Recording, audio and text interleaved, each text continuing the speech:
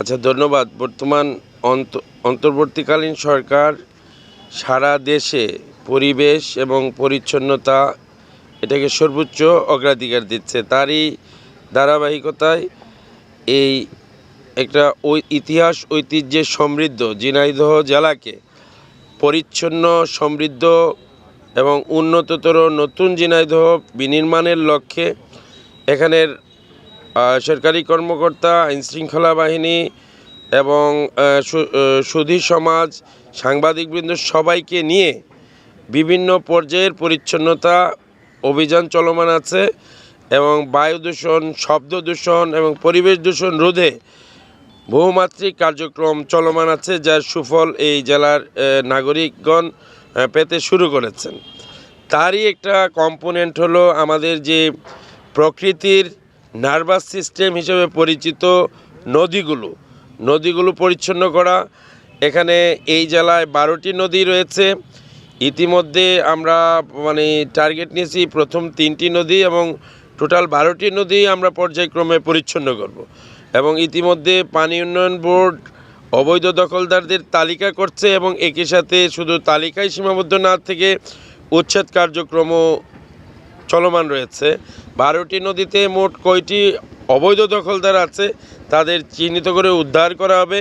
যারা নদীতে ময়লা আবর্জনা বা বিভিন্ন ইন্ডাস্ট্রিগুলো যে ময়লা আবর্জনা ফেলছে তাদের বিরুদ্ধে তাৎক্ষণিক মোবাইল কোর্ট সহ তাদের বিরুদ্ধে মোকদ্দমা দায়ের করা হচ্ছে। আজকে যেটা হয়েছে নবগঙ্গার এটা গুরুত্বপূর্ণ স্থান, ক্যাসেল ব্রিজ সংলগ্ন এই জায়গা।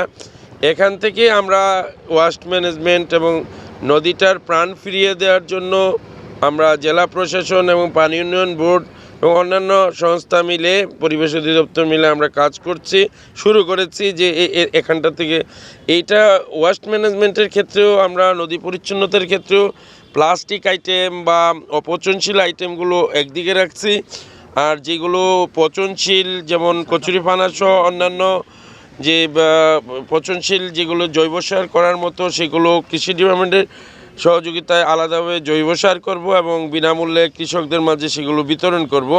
এবং পরবর্তীতে আমরা পর্যায়ক্রমে ওয়াকওয়ে, প্রপার প্ল্যান্টেশন এবং প্রপার ম্যানেজমেন্ট এবং আমরা ওভাল আকৃতিতে এটা নদী খনন করে এটা একটা পরিবেশ বান্ধব এবং জনবান্ধব একটি পরিবেশ তৈরির লক্ষ্যে নদীগুলোকে এক্সকেভেট করা এবং প্রয়োজনীয় সংস্কার এবং নদী শাসন এবং নদীর যে জীবন দান বা নদীটাকে আবারও প্রাণবন্ত করা, নবগঙ্গা সহ অন্যান্য নদীগুলোকে সেই লক্ষ্যে আমাদের কার্যক্রম জেলাব্যাপী চলমান রয়েছে।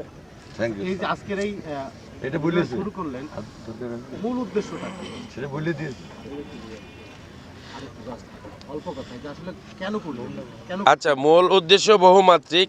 একটা উদ্দেশ্য হলো যে দেখেন আমরা প্রতি মুহূর্তে যে শ্বাস নিঃশ্বাস ত্যাগ করছি বা গ্রহণ করছি, আমাদের কিন্তু প্রতি মুহূর্তেই আমাদের পিওর অক্সিজেনের প্রয়োজন হচ্ছে। বায়ুটা পরিচ্ছন্ন রাখছে নদী, আমাদের বহুমাত্রিক উপকারিতা আসে। যেমন একটা মানুষের চোখের যে একটা দৃষ্টি দেখতেও একটা সুন্দর দেখায়, মানুষ এখানে ট্যুরিজমটাও ডেভেলপ করবে এবং এখানে মানুষে ঘোরার একটা বিনোদনেরও সুযোগ পাবে।